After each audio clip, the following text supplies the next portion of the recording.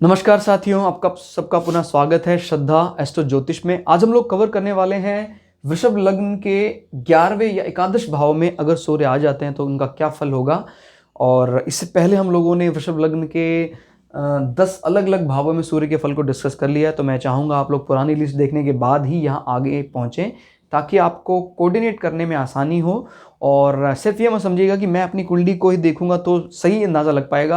आप जितने ज़्यादा वीडियो देखेंगे इस चैनल में उतना ज़्यादा आपका ज्ञान आपके लिए बढ़ता जाएगा। और जब आप इसमें एक ग्रह को, दो ग्रहों को, तीन ग्रहों को, चार ग्रहों को देखना शुरू कर देंगे तो फिर आप सही प्रिडिक्शन करना चालू कर देंगे।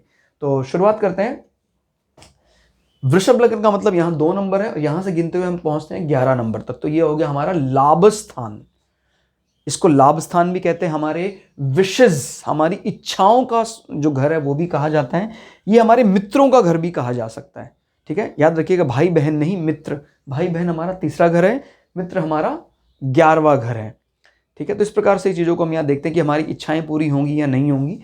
और अब यहाँ पर 12 नंबर का मतलब बृहस्पति का ये घर है।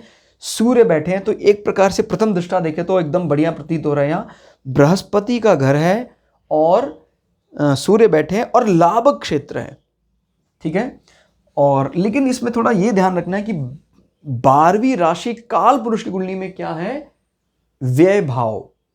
मीन का स्वभाव होता है कि भाई वो एक मतलब ज़्यादा विचार नहीं करता, बहुत ज़्यादा उसका वो है कि भाई उसका मेन स्वभाव तो आपको पता है, व्यय करना है, चीज़ों को खर्च करना है।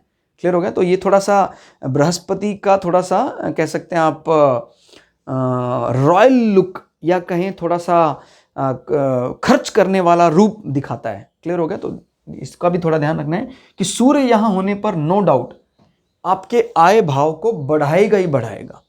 बृहस्पति की स्थिति अच्छी है, सूर्य यहाँ बैठे हैं, या बृहस्पति स्वगृह हो के यहाँ बैठ जाए तो सोने में सुहागा, बहुत बढ़िया हो जाएगा। और वो यहाँ से यहाँ भी देख रहे हैं तो इसका मतलब ये है कि आपकी विद्या का संबंध आपके डायरेक्ट आपके आय भाव से है। ठीक हो गया, क्योंकि ये मूल जो हमारा मेष लग्न है उसमें 12वां खर्च करने का भाव होता है, मीन जो होता है राशि। इसका मतलब ये होता है कि आय भी बहुत अच्छी होती है इन लोगों के, खर्च भी वैसे होते हैं बढ़िया वाले। तो अच्छी बात है ना, आप खर्च कर रहे हैं कब, जब आपके पास आय है तभी तो खर्च कर पा रहे हैं। तो ऐसे लोगों का खर्च भी लोगों के लिए एक, और दूसरा ये खर्च करके ये लोग अपनी आय ही बढ़ाते हैं। ठीक है, बड़े खर्च होते हैं, बड़ी आय होती हैं। और आय पे देखिए, आपकी आय से पुत्र भाव को देखना। ठीक है, आपकी आय से पुत्र भाव को देखने का अर्थ ये होगा कि जब भी कभी आपकी आय बढ़ रही है, इसमें कहीं ना कहीं आपके पुत्र का भी संबंध है। जैसे कई बार कहते हैं कि भाई इस पुत्र के होने पर मेरी आय बढ़ गई। कहता जी पहली संतान हुई थी, हमारा इतनी आय थी, अभी दूसरी संतान हुई, इतनी आय। मतलब your son is lucky for your income. ठीक है, तो ये इसका अर्थ है। और आप इसको भी ये भी कह सकते हैं कि आपके द्वारा कमाया हुआ धन आपके पुत्रों पर भी अच्छा खासा खर्च होगा, और आपके द्वारा आय किया हुआ जो धन है वो आपकी विद्या से संबंधित चीजों में भी खर्च होगा। ठीक है, मतलब स्टिल आप चाहे जीवन के किसी भी पड़ाव में पहुंच जाएं कि स्टिल आप चाहते हैं कि मैं कहीं ना कहीं अपनी विद्या को बढ़ाता रहूं, और विद्या के लिए आप खर्च भी करना चाहते हैं। Not only for your education, आप अपने बच्चों की एजुकेशन, आप अपने मित्रों के एजुकेशन में भी इन्वेस्ट करने पर भी नहीं हिचकते हैं।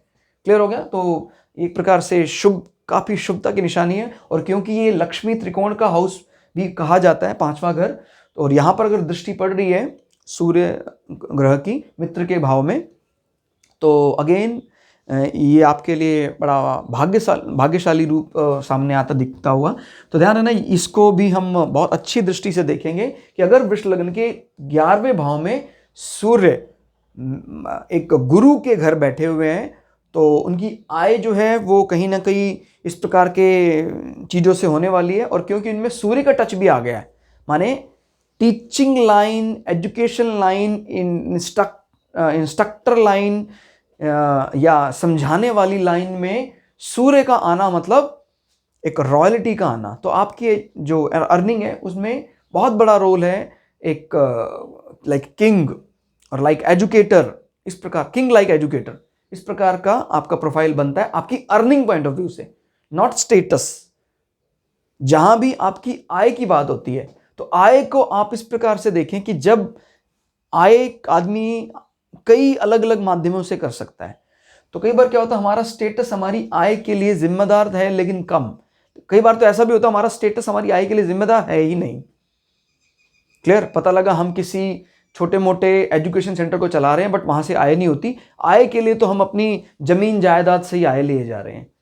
तो ये दोनों अलग चीजें हैं। This is your income and this is your status.